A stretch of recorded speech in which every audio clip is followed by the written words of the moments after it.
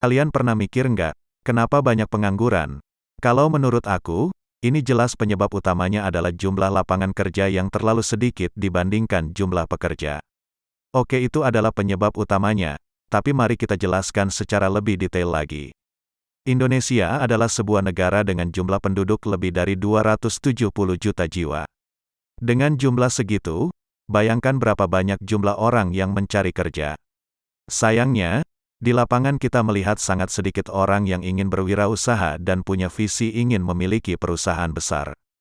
Sebagian besar orang lebih suka mencari kerja karena terasa lebih cepat dan simpel untuk mendapatkan uang. Hal inilah yang menyebabkan lowongan pekerjaan tidak mencukupi untuk jumlah pekerja, sehingga membuat jumlah pengangguran semakin menumpuk.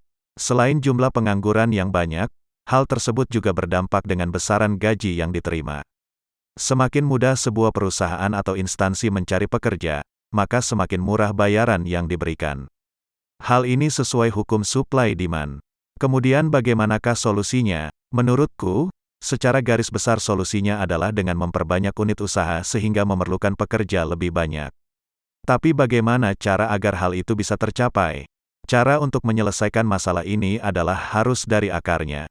Di manakah akar masalahnya? Yaitu pada konsep dan pemikiran masyarakat yang ditanamkan sejak anak duduk di bangku SD, bahwa sekolah yang tinggi agar dapat kerja yang bagus. Konsep ini terbawa sampai anak tersebut dewasa dan yang menganut konsep itu bukan hanya satu atau dua orang, melainkan jutaan orang di negara ini, sehingga terjadilah penumpukan para pencari kerja. Dan tidak diimbangi dengan pertambahan jumlah lowongan kerja. Bukan karena lowongan kerja tidak bertambah, sebenarnya lowongan kerja bertambah, namun sayangnya jumlah pencari kerja pertumbuhannya jauh melampaui pertambahan lowongan.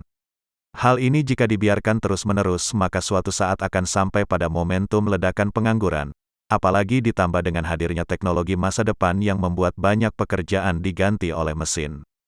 Maka solusinya adalah dengan mengubah konsep dan pemikiran generasi muda sejak SD hingga sekolah tinggi, bahwa untuk hidup layak tidak hanya dengan cara bekerja, tapi juga bisa dengan berwirausaha.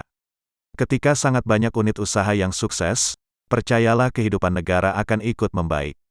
Salah satu penerimaan terbesar negara adalah dari pajak. Pembayar pajak terbesar biasanya dari pihak perusahaan. Maka bayangkan betapa makmurnya negara ini jika sangat banyak perusahaan besar buatan anak bangsa yang sukses di negeri sendiri.